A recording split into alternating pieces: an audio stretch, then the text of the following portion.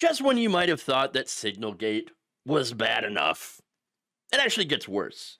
Turns out, some Trump administration officials have had their personal information leaked online, including passwords.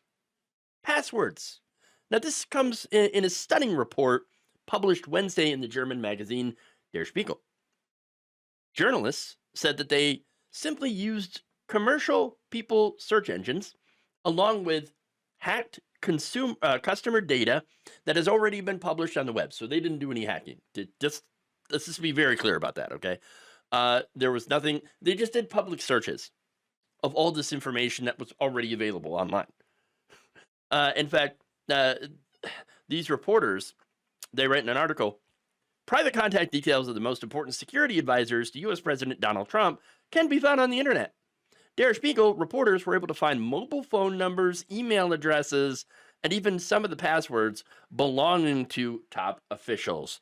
And they, of course, name names. Those whose information compromised include Secretary of Defense Pete Hegseth, Director of National Intelligence Tulsi Gabbard, and National Security Advisor Mike Waltz. Oops. Whoopsie. Oh, did you have is your personal information out there and you didn't check before that? Yeah. Great. Whoopsie. Okay. Now, look, I thought vetting was supposed to prevent this kind of stuff from happening. Look, not only vetting are you looking into the history of that person, but you should also be looking into whether or not there's information out there that could compromise you. I mean, especially if you're like Secretary of Defense, you got to be real careful about this stuff.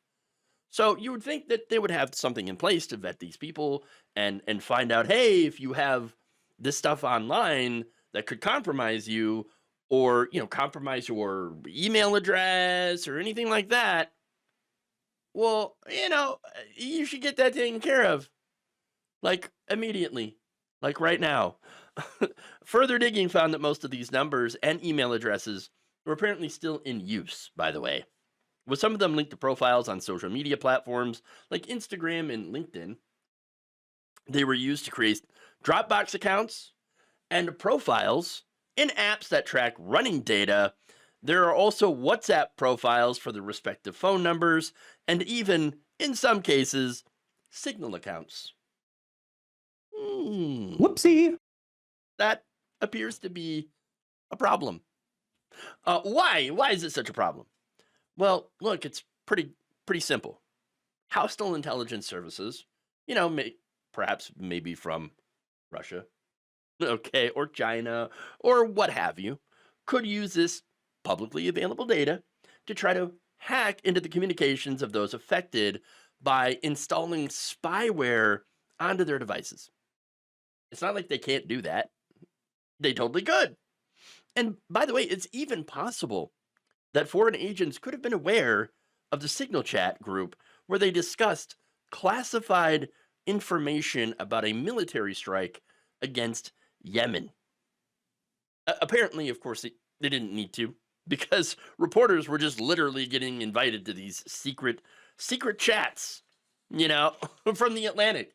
Somebody that, by the way, and that's what blows my mind about the entire story here, is this is a reporter that Trump and the administration absolutely despise. They hate the guy, and somehow that very person gets invited into this secret chat.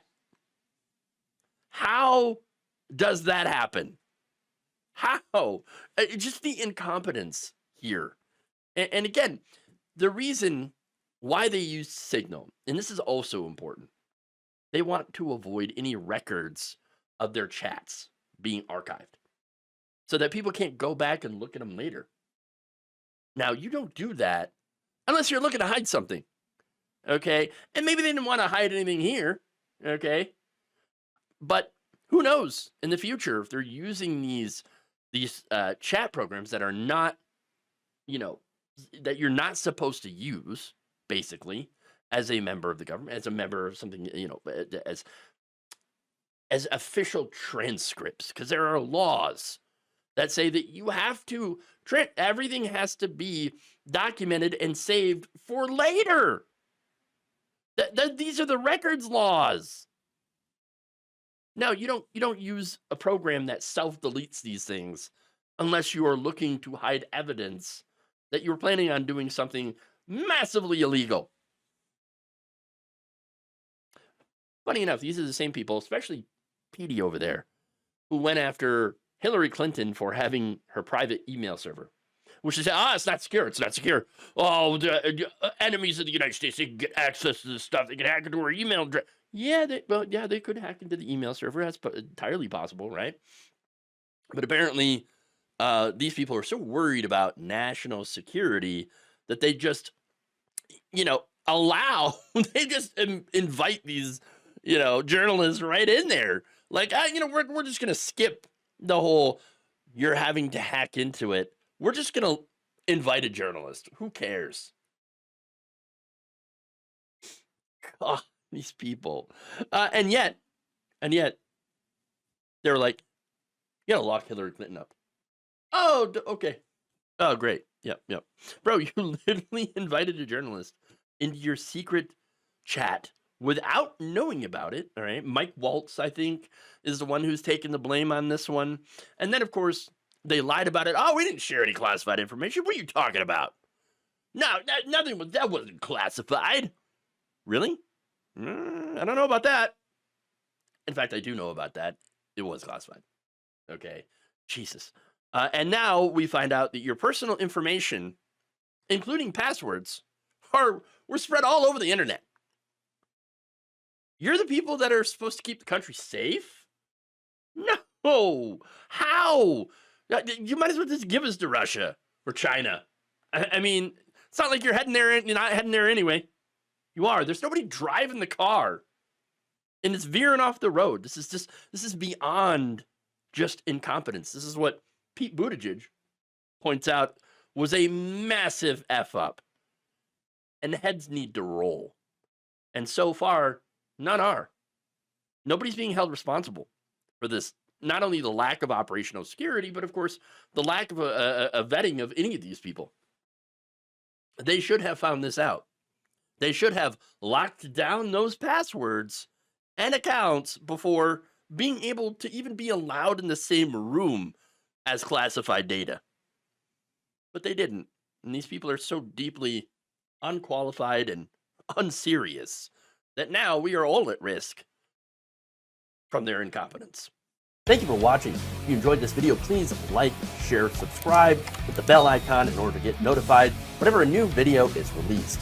And if you want to support independent, progressive media through this difficult time where it seems like everybody is shutting down, you can become a member on our YouTube page, you can become a subscriber on Facebook, or you can go to my Patreon. It's patreon.com/Jeff Waldorf. Thank you.